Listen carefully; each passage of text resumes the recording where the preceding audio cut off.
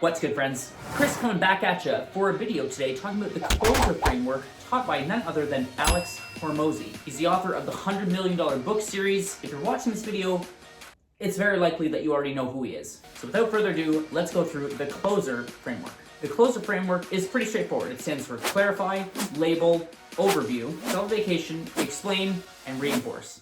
Step 1, clarify. The first step in the process is to clarify why the prospect is there. Ask them a question like, so why'd you show up today? Or what's the reason for booking the call? For inbound marketing, this is pretty straightforward. You should already know what the problems are that people are going to be coming to you with, and ultimately, if they filled out a form, you already kind of know who that audience is. What this does is it allows them to give you the reason that they're there and show you an insight into the problem that they're trying to solve.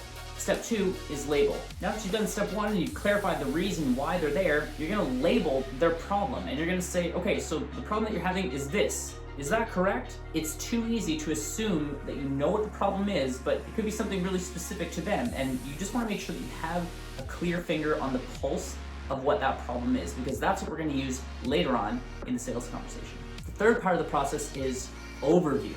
Simply ask 3 questions. What have you done in the past? What happened when you did that? What do you think is the reason that it didn't work? Again, we're positioning ourselves as the solution provider and positioning them as the person who has the problem that we're helping to solve.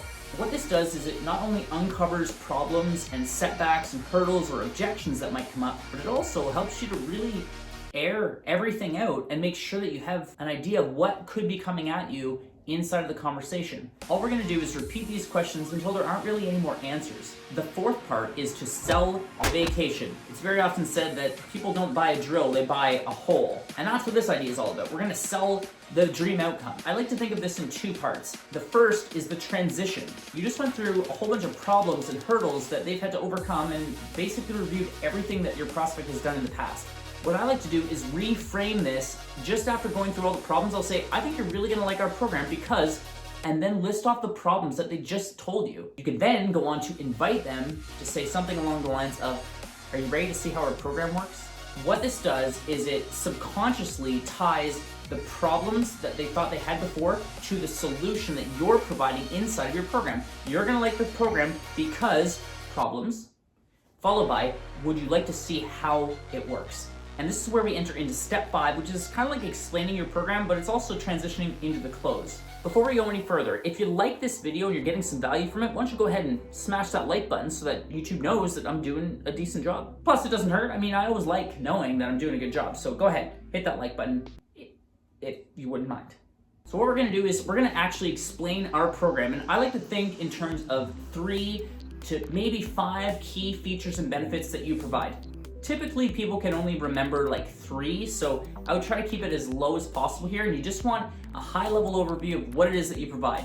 If it's accountability, if it's leads, if it's weight loss, whatever it is, you really just want to make sure that you're clear on like what your main benefits are and outline them here. You've got your 3 benefits, now you're just going to tie them down to outcomes, to real solutions. You just painted a picture of what the final outcome looks like, and you're going to tie your features, your benefits to the outcome that the prospect is looking to get into, and then we're going to transition into the sale. Now that you've explained your solution and tied it down to outcomes, what we're going to do is talk about price. This transition is something that I've used over the years. It works really, really well, but every business is different. I can't say that this is going to work for you, but it's worked really well for me. What I like to do is juxtapose the price of 2 different things, one being very, very expensive, but one being like relatively cheap, so that they know that the price will be somewhere in between. And then I tie them in even further by saying, our students or our clients need to have skin in the game so that they can actually get the result. Once they're on your side for that, then it makes the transition to the actual price so much easier. So I'll say something along these lines. You know, we've created an incredible program, and although it's very expensive, right? It's not as expensive as buying something like a Lamborghini where you're spending $250,000. In the same breath, it's not so cheap that you can just kind of get away with not ever having to do anything, because it's more than something like a cookbook where you're spending $50. Our big position is that, yes, what we do works, and we know it works because our students have succeeded or because our clients have succeeded. What we found is that people who go through our program who aren't invested, who don't have skin in the game, it very often turns into a situation where they don't get the result because they don't have any reason to actually follow through. Does that make sense? When you ask this question, it allows someone to agree with you and say, yes, I understand how not investing very much money would lead to not getting the result. And then you can just simply tell them the price and you say, our program is $2,000. And what I do is I'll just say, are you ready to get the result? Once you've asked them if they want the result, you can just shut up. Most people get really caught up on this because they're so terrified to ask for the sale. And really, when you tell them the price, that's kind of the point where they have to decide. This is where objections might come up. And oftentimes, if you haven't done a great job at the first few steps, or you're just really not familiar with the frameworks and how to tie things in, it can be a little bit jarring when somebody comes up with an objection. You might not be ready to handle it, but really, there's only a handful of objections that ever come up. The most common being price. And then if any objections do come up, you just handle them at that time for your business.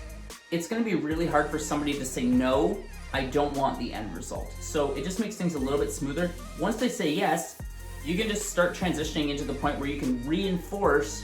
Okay guys, we're almost at the end of the video and I appreciate you watching this far. We're about to go into reinforce, but if you like this video and you're into sales and marketing and business type stuff, consider subscribing. I'm always looking to get feedback about what I'm doing right and things that suck. So I'd love if you take a second to just comment below and let me know what was your favorite part of the closer process. I'd love to hear your thoughts.